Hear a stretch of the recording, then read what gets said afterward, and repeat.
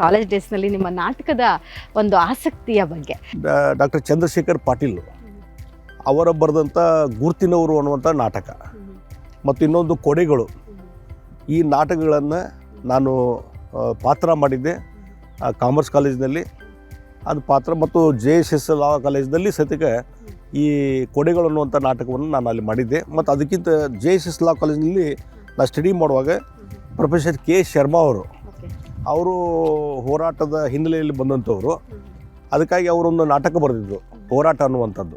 ಅದರಲ್ಲಿ ನೀವು ಪ್ರಮುಖ ಪಾತ್ರ ವಹಿಸಬೇಕು ಅನ್ನುವಂಥದ್ದು ನನಗೆ ಹೇಳಿದಾಗ ಅದರಲ್ಲಿ ಪ್ರಮುಖ ನಾಯಕನ ಪಾತ್ರ ವಹಿಸಿದ್ದೆ.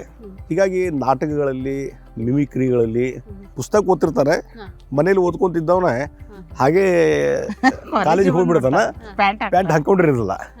ಕಾಲೇಜಿಗೆ ಹೋದ್ಮೇಲೆ ಅಲ್ಲಿ ನೆನಪಾಗ್ತದೆ, ಅಲ್ಲಿ ಎಲ್ಲ ವಿದ್ಯಾರ್ಥಿಗಳು ನಗ್ಲಿಕ್ಕೆ ಚಾಲು ಮಾಡ್ತಾನೆ, ಆವಾಗ ಅದನ್ನ ಗಮನಕ್ಕೆ ಬರ್ತದೆ.